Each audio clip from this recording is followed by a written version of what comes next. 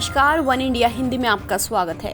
भारत में हुए एक अध्ययन की माने तो देश में कोरोना वायरस संक्रमण जून के महीने में अपने चरम पर होगा।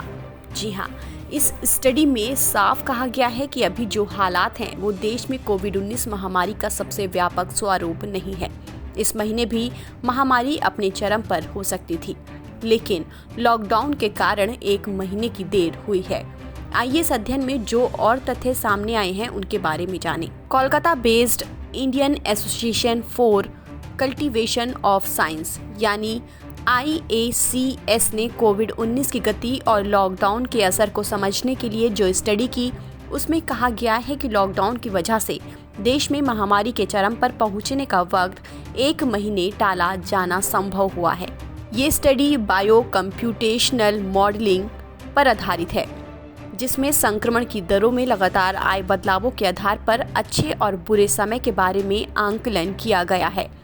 संवेदनशील संक्रमित रिकवरी मृत्यु यानी SIRD मॉडल को स्टडी का आधार बनाया गया है।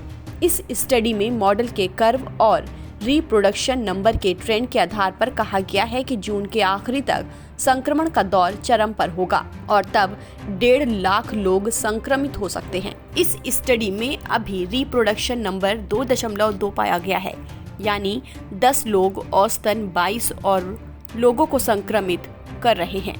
ये रिप्रोडक्शन नंबर है, जिसके जून आखिर तक और कम होकर 0.7 रह जाने का भी अनुमान लगाया गया है।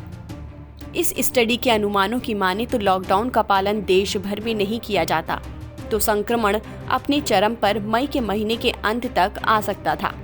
इस अध्ययन के बारे में टाइम्स ऑफ इंडिया की रिपोर्ट के मुताबिक स्टडी का मॉडल ये भी दर्शाता है कि अगर 3 मई को लॉकडाउन पूरी तरह से हटा लिया जाता है तो संक्रमण की दर तेजी से बढ़ती है। वेल्लूर में क्लिनिकल वायरोलॉजी के retired professor doctor Jacob John ने डेक्कन हेराल्ड को 2 हफ्ते पहले दिए एक इंटरव्यू में कहा था कि आंकड़े सिर्फ अनुमानों को बढ़ावा दे रहे हैं।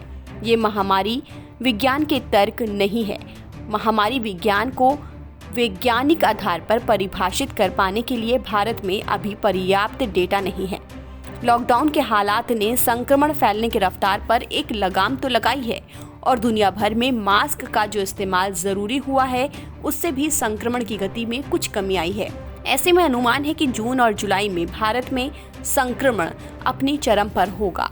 इस खबर में फिलहाल इतना ही। तमाम अपडेट्स के लिए आप बने रहिए वन इंडिया हिंदी के साथ।